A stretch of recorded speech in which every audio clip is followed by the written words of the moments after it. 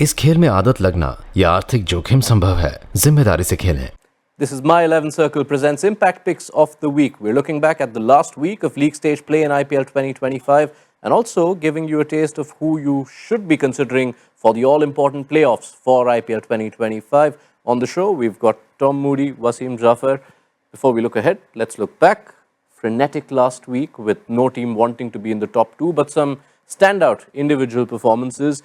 And let's start with you, Wasim. Ishan Kishan, whose season started on such a high, also ended it on a high with a sensational 94 not out against RCB. He had a very indifferent season. Like you said, started with 100. Everybody hoped that he's going to have a blockbuster season because what happened 6 or 8 months back. And then he finished on a high as well, but not much in between. So, he'll, think about it. He's had very indifferent season, but he's a fantastic player. At least he'll be happy that he's got some runs under his belt before signing off. They found their form a lot later. Had he got runs before in the season, would have been a different story. But he's a fantastic player. I'm sure he'll be in their retainers list. In a set of games, Tom, which were really high scoring, where a lot of batters dominated our impact ratings, one bowler who stood out was Mustafizur Rahman and his contribution in Delhi's win over Punjab. Yeah, look, the Fizz was brilliant. Came in as a replacement player, we've got to remember. So there's a pressure in that, but what they've done cleverly, I thought, at the time, Delhi, was they brought in someone that's got IPL experience and particularly good defensive skills. And that particular game that we're referring to, 3 for 33, when runs were going all over the place, 6s and 4s, he managed to really hold his nerve. He actually should have had 4 for 33, but off the very last ball, the catch landed between him and the fielder. They couldn't make up their minds who should have caught it. But still, outstanding skills, was effective with the new ball, came back at the end, and his, as I said, his defensive skills were on point. Yeah, taking us back in time. He's been doing this since 2016. Tom Moody knows that all too well. We also had such a high-scoring game, Wasim. Chennai Super Kings finishing off in style. Lots of contributions, but Devil Brevis, what a knock that was. Yeah, he's been a breath of fresh air for CSK. They were struggling.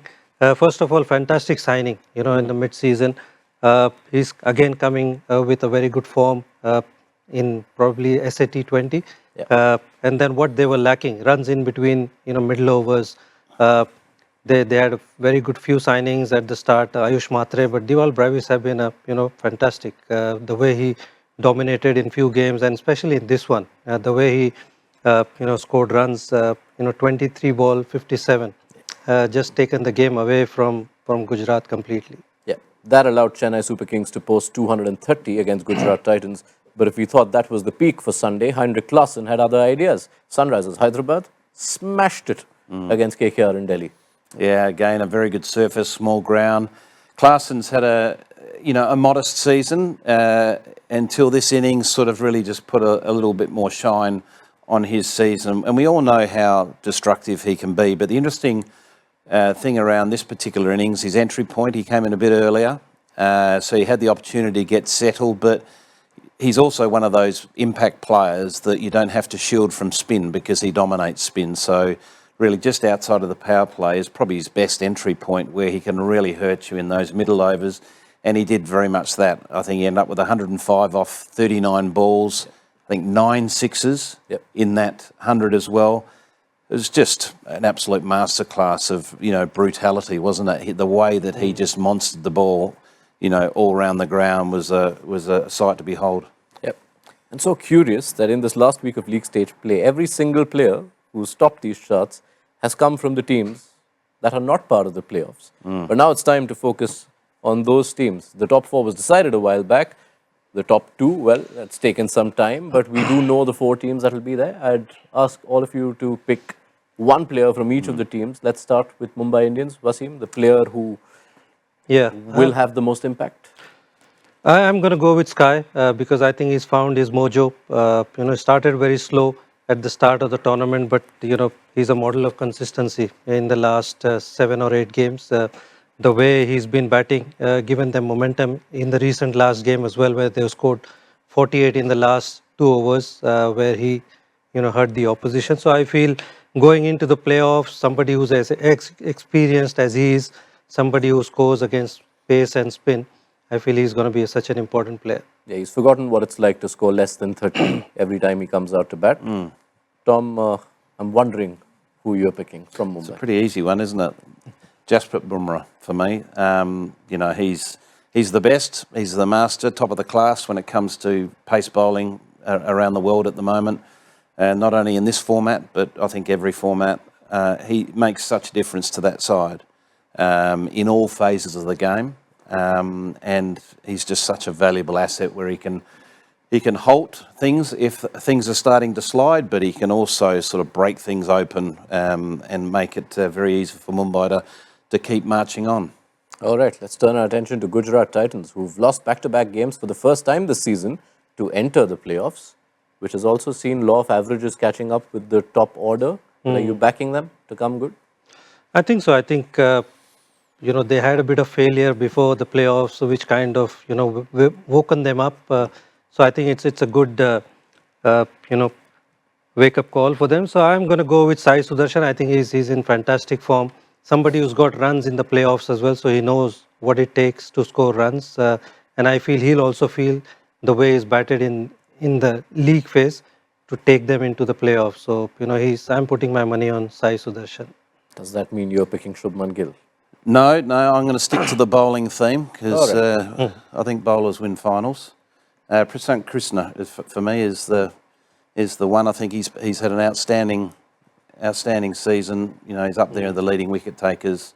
He's been very much the glue to their innings in the middle phases because, you know, Rashid Khan hasn't quite had the tournament that he'd like, but you never know. He may well step up in the finals, but he's been regular wicket taker. Yeah, and even in the last outing when they conceded 230, Prasidh Krishna was 2 for 22. Yeah. Next up, Punjab Kings, back in the playoffs after more than a decade. Who will carry Punjab's hopes in at least the first of the playoff games that they play, Wasim? Well, I think, you know, pretty easy one would be Shreyas Iyer because he's got close to 500 runs. But I'm going to go with Josh Inglis. I feel he's somebody who can be very, very dangerous. If he comes good, and I like the move that he's batting at number 3. I think it's probably that's where you want him to bat 1, 2, 3. So they did right. And I feel if he gets going, he's a very dangerous. He can win games. So I'm going to go with Josh Inglis. Yeah, 32 of 12 in that game against Delhi. One of those knocks that tends to get you a lot of points. Punjab?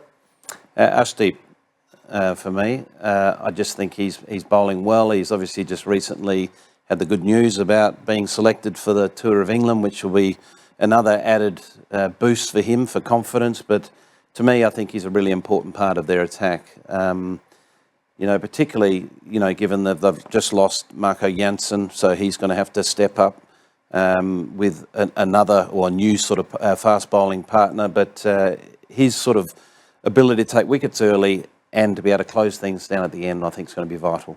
All right, and let's close it out with the team who, along with Punjab, are hoping to become first-time champions, RCB.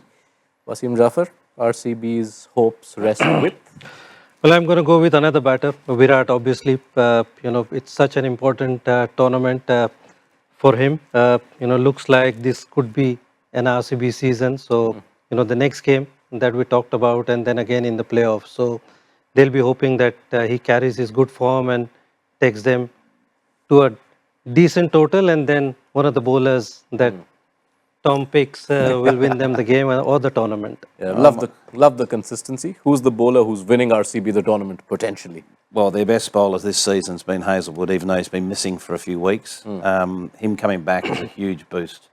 And I think he's a critical piece to their success in the finals. So, Josh Hazelwood, if he can dovetail with Virat Kohli, I think RCB are in business. All right, Wasim Jafar, Tom Moody, thank you so much for setting things up for the playoffs. As indeed, looking back at the last week, you've heard it from these fine men. Take their insights, marry it with all of ESPN Cricinfo's Smart Stats data, and go ahead and make your picks. This was My 11 Circle presents Impact Picks of the Week.